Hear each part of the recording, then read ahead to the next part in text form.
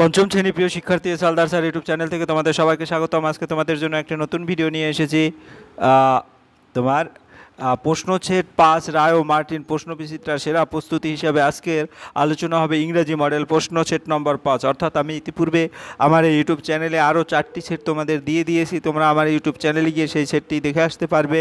আজ তোমাদের আলোচনা হবে পঞ্চম সেট, যেটা Bardhaman municipal girls high school থেকে নেওয়া 50 মার্কের স্কুলের প্রশ্নটা আমি বিশ্লেষণ সহ সম্পূর্ণ সমাধান দেখাবো এই ভিডিওতে। কাজে তোমরা যারা এখনও আমার চ্যানেলটিকে সাবস্ক্রাইব করোনি তারা এখনই চ্যানেলটিকে সাবস্ক্রাইব করে বেল আইকনটি প্রেস করে দাও এরকম আরও অনেক ভিডিও পাওয়ার জন্য। তোমরা দেখতে পাচ্ছ থার্ড সামেটিভ এভালুয়েশন টেস্ট 2025 লেখা, class 5, subject English, full mark 50, time হচ্ছে 1 ঘন্টা 30 মিনিট। এইখানে নেম অফ দি ক্যান্ডিডেট এর নাম লিখবে যে পরীক্ষায় অংশগ্রহণ করবে, আর এখানে রোল নম্বর লিখবে, তার রোল নম্বর এবং স্কুল নেম। হ্যাঁ, আমরা দেখতে পাচ্ছি বর্ধমান মিউনিসিপ্যাল গার্লস হাই স্কুলের এই প্রশ্নটি। তোমার টোটাল এখানে কিন্তু প্যাসেজ আপনার 3টা প্যাসেজ এসেছে, একটা রিডিং স্কিল, 3টা প্যাসেজ না আমার 2টো প্যাসেজ, একটা হচ্ছে সিন একটা আনসিন। হ্যাঁ, তারপর গ্রামার আছে, গ্রামারের পরে রাইটিং স্কিল। ঠিক আছে, টোটাল 9 নম্বর পর্যন্ত প্রশ্ন। আমি সমস্ত প্রশ্ন বিশ্লেষণ সহ সমাধান দেখাবো। সরাসরি চলে যাচ্ছি প্রশ্ন সমাধানে বিশ্লেষণে। তা ইট ওয়াজ ব্রাইট অ্যান্ড সানি মর্নিং, এটা ছিল কি ব্রাইট উজ্জ্বল এবং সানি রৌদ্রময়, হ্যাঁ মর্নিং সকাল। A large group of young boys gathered in the woodland with their bows and Arrows.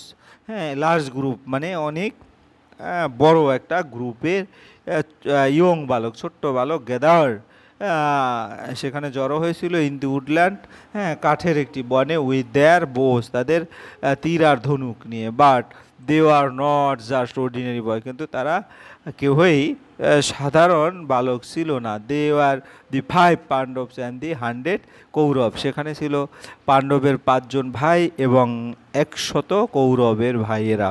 The 5 Pandav brother and 100 Kaurav brother were cousin, তারা একে অপরের কাকাতো ভাই, কাকাতো জেঠুতো ভাই। But a fierce rivalry between them began to grow even when they were very only children, কিন্তু প্রথম থেকেই তাদের মধ্যে একটা ভয়ানক প্রতিদ্বন্দ্বিতাপূর্ণ একটা সম্পর্ক গড়ে উঠছে। The royal children learn the skill of using weapons from, হ্যাঁ দ্রোণাচার্য, যেটা তাদের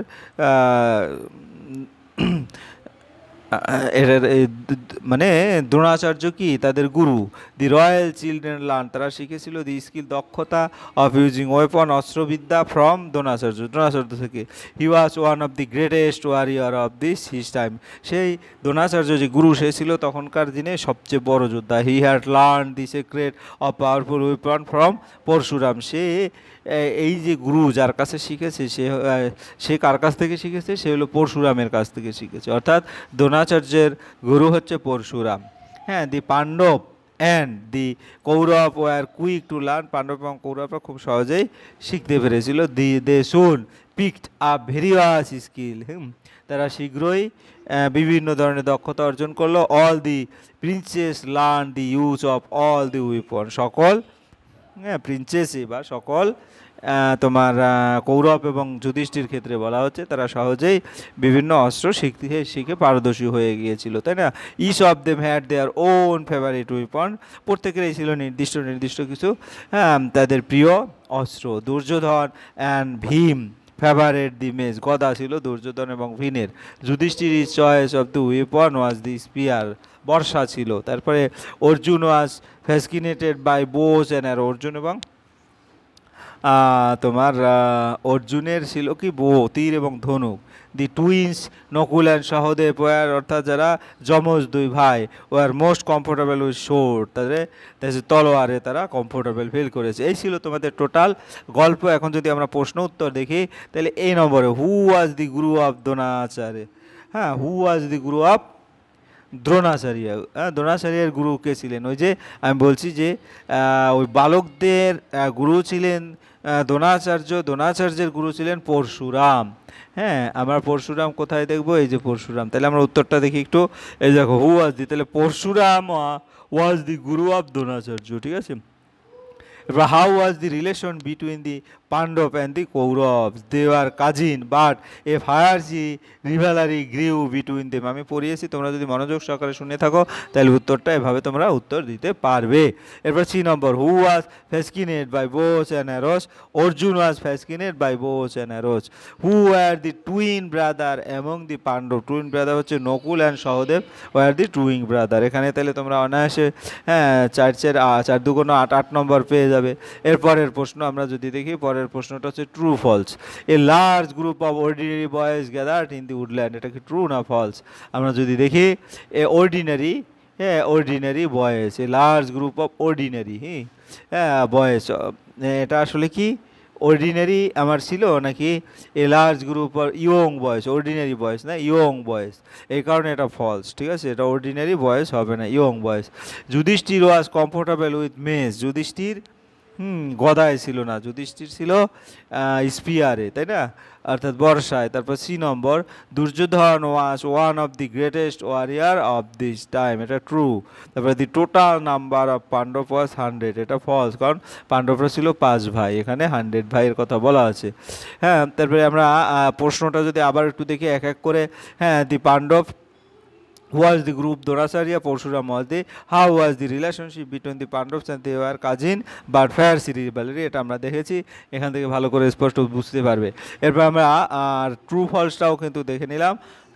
এরপর সিতে চলে যাব, match the word in column A with column B. তাই উডল্যান্ড কোথায় আছে? উডল্যান্ড হচ্ছে ফরেস্ট, বনে আছে, এই কারণে আমরা ফরেস্টের সাথে মিল করব। এরপর ওয়েপনটা কোথায় আছে? ওয়েপন হচ্ছে অস্ত্র, যেটা সোর্ড, তরোয়াল হচ্ছে অস্ত্র। তারপরে সেক্রেট হচ্ছে কি, তোমার something that is kept hidden. Rivalry হচ্ছে অপোজিশন। তারপরে স্কিলফুল হচ্ছে তোমার স্কিল হচ্ছে এক্সপার্টিস, এবং রয়্যাল হচ্ছে কিংলি। এভাবে তোমরা উত্তরটা মিলিয়ে নেবে। এরপর আমরা চলে যাব দেখা যাচ্ছে সিন কম্প্রিহেনশনে, আনসিন যেটা। Hour national flag has the 3 colour, saffron is the top, white is the middle. Saffron কালারটা হচ্ছে টপে, মিডল কালার হচ্ছে তোমার সাদা, এবং গ্রিন ইজ দি বটম হচ্ছে তলায় হচ্ছে green. Saffron colour stand for peace and truth, green colour stand for fertility and growth of land. There is a blue wheel in the centre, it stands for progress. We host it in 15 August, which is our Independence Day. We can host it also 26 January, which is our Republic Day. We salute our national flag to show respect and honor. We love our flag. We are proud of it. যাই হোক, এখন আমরা প্রশ্ন উত্তর দেব। দি saffron colour stand হচ্ছে কি curries, অর্থাৎ তোমার এখানে এটা উৎসাহ। তারপরে 15 August is our independence day. তাহলে এখানে হচ্ছে তোমার কোর্স, আর এখানে independent day. The colour of the white, colour of the wheel is blue ছিল, এটা ছিল ব্লু। তারপরে 26 January is our Republic day, এটা হচ্ছে রিপাবলিক ডে, এখানে রিপাবলিক ডে হবে। এরপরে আমরা বি নম্বরে চলে যাব।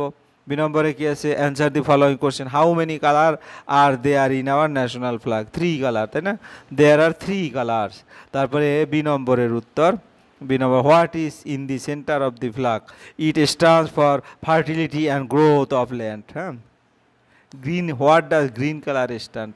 What is in the centre of the flag. তারপরে what is in the centre of the flag? A blue wheel, মানে অশোক চক্র যেটা, সেটা সেন্টার অফ দি ফ্ল্যাগ। অর্থাৎ আমাদের গ্রিন কালারটা সি নম্বরে, এখানে বি নম্বরে উত্তর দেওয়া হয়ে গেছে। It stand for fertility and growth. যাই হোক, why do salute for our national flag? To show respect and honour. Why do, আমাদের শ্রদ্ধা এবং সম্মান জানাতে, তাই তো। এভাবে তোমরা উত্তর দিয়ে দেবে। যাই হোক, এরপর আমরা চলে যাবো পরের প্রশ্ন। Give the opposite of the following word from the above passage. Top অর্থ কি? টপের বিপরীত হচ্ছে বটম। টপ হচ্ছে একবারে উঁচুতে, বটম হচ্ছে একবারে নিচে, তলা। ডিজনার হচ্ছে অনারের বিপরীত যেটা, অর্থাৎ সম্মান অসম্মান, আর এটা হচ্ছে সম্মান। এরপরে হচ্ছে তোমার হেট, হেট হচ্ছে ঘৃণা করা, লাভ হচ্ছে ভালোবাসা, ব্ল্যাক হচ্ছে কালো এবং হোয়াইট হচ্ছে সাদা। এরপর আমরা চলে যাব পরের প্রশ্ন, গ্রামার অ্যান্ড ভোকাবুলারি, 3 নম্বরের যে প্রশ্ন সেটা, fill in the blank with the correct form of the verb given in the bracket C. এখানে ইয়েস্টারডে বলেছে, অর্থাৎ পাস্ট ফর্ম ব্যবহার হবে, তাই ওয়েন্ট হবে, তাহলে উত্তর হবে ওয়েন্ট। এই দেখো ওয়েন্ট।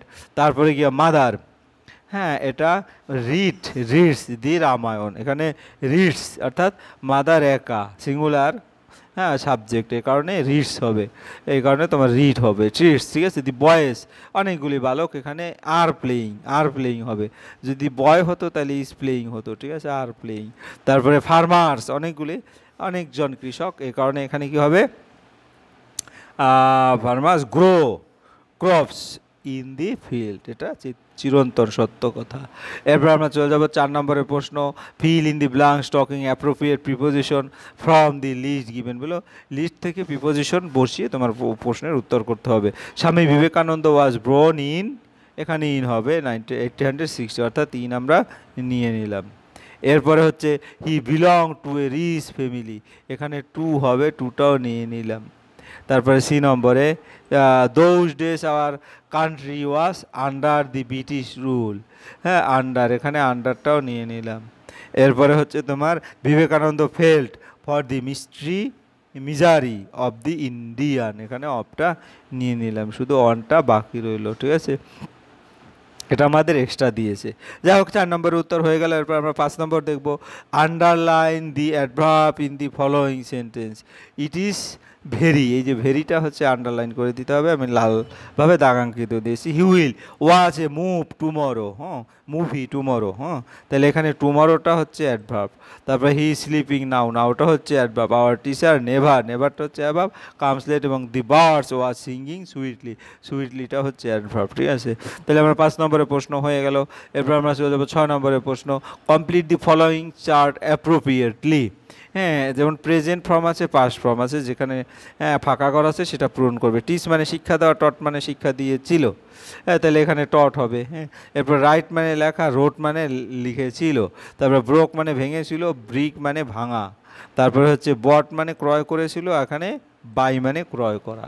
এভাবে তোমার উত্তরটা দেখে নেবে। এরপর আমরা 7 নম্বরের প্রশ্ন দেখবো, put appropriate punctuation mark in the following sentence, punctuation mark কোথায় দাড়ি কমা সেমিকোলন সেগুলো দেখতে হবে। যেমন আই লাইক, হ্যাঁ এটা দেখো আইটা ছোটো হাতের আছে, আইটা বড় হাতের দিতে হবে, যে আইটা এখানে চেঞ্জ হয়ে আই লাইক টু ইট অরেঞ্জে এখানে কমা দিতে হবে। আপেলসের এখানে কমা দিতে হবে। গুয়াভা অ্যান্ড কি পিয়ার্স, এভাবে উত্তরটা দেবে। এখানে যেমন ফুল স্টপ ছিল না, ফুল স্টপ দিয়ে দেওয়া হয়েছে। এরপর বি নম্বরে, he asked are you coming to the birthday party, he asked এখানে একটা কমা দিবে, তারপরে এখানে ইনভার্টেড কমা হবে শুরু, are you coming to the birthday party inverted comma শেষ হবে, ইনভার্টেড কমা শেষ হলো এখানে এখানে ইনভার্টেড কমা শেষ হবে এবং এখানে একটা প্রশ্নবোধক চিহ্ন হবে। এই ছিল তোমার টোটাল 7 নম্বরের প্রশ্ন। এবারে আমরা যদি দেখি 8 নম্বর, হ্যাঁ 8 নম্বরের প্রশ্ন কি বলেছে, দি কাউ ইজ, অর্থাৎ feel in the blank with appropriate article বসাতে বলেছে। The cow is a useful animal, এখানে এ আসছে, অর্থাৎ এখানে এ আসছে। তারপরে বি নম্বর, দি গঙ্গা, এখানে দি বসছে। তারপরে Nita has seen the Taj Mahal, এখানে দি বসছে। তারপরে have you seen an owl, এখানে অ্যান বসেছে, ঠিক আছে। এরপর আমরা চলে যাব সর্বশেষ 9 নম্বরের প্রশ্ন। 9 নম্বরে, write a paragraph about 8 sentence on Henry Louis Vivian Derozio, we may use the following point, তুমি এই পয়েন্টগুলি ব্যবহার করতে পারো। যাই হোক, Henry Louis Vivian Derozio was born, হ্যাঁ on April 1800, 1800 এপ্রিল 18 এবং 1809 অ্যাট এন্টালি কলকাতা। হ্যাঁ আমরা যদি উত্তরটা দেখি, হেনরি লুই ভিভিয়ান 18 এপ্রিল 1809 সালে কলকাতার এন্টালিতে জন্মগ্রহণ করেন। His parents were Francis de Rozario এবং সোফিয়ে জনসন, হ্যাঁ তার পিতামাতা ছিলেন ফ্রান্সিস ডি রোজরিও এবং মাতা Sophie Johnson. He studied at Dharmatala, হ্যাঁ ধর্মতলা একাডেমি, তিনি ধর্মতলা একাডেমিতে পড়াশোনা করেন। He became a teacher of English literature and history at Hindu College, হ্যাঁ তিনি হিন্দু কলেজে ইংরেজি সাহিত্য এবং ইতিহাসের শিক্ষক হন। He was the assistant editor of the Indian Gazette and the Bengal Annual. তিনি ইন্ডিয়ান গেজেট এবং দি বেঙ্গল অ্যানুয়ালের সহকারী সম্পাদক ছিলেন। His notable works are to India, my native land, the হার্টস of India and the Fakir of তোমার ঝুন হীরা। তাহলে কি হলো, তিনি তার উল্লেখযোগ্য রচনাগুলো ইন্ডিয়ার মাই native land, the heart of India এবং দ্য ফকির অফ ঝুনিরা। তারপরে হি ডায়েট অন ডিসেম্বর 26, 1831। তাই দেখো 1809 জন্মগ্রহণ করছে আর 31 মারা গেছে। মাত্র কত বছর সে? 21 বছর। 21 বছর বয়সে মারা গেছে। তিনি 26/1831 সালে মারা যান। যাই হোক, এই ছিল হচ্ছে টোটাল প্রশ্ন এবং তার সামগ্রিক উত্তর। ভিডিওটি যদি মনোযোগ সহকারে দেখো তাহলে আশা করি সমস্ত জিনিসই বুঝতে পারবে। ভিডিওটি দেখার জন্য অসংখ্য ধন্যবাদ। ভিডিওটি ভালো লাগলে লাইক কমেন্ট শেয়ার করতে ভুলবে না। আচ্ছা, এই পর্যন্তই। ধন্যবাদ সবাইকে।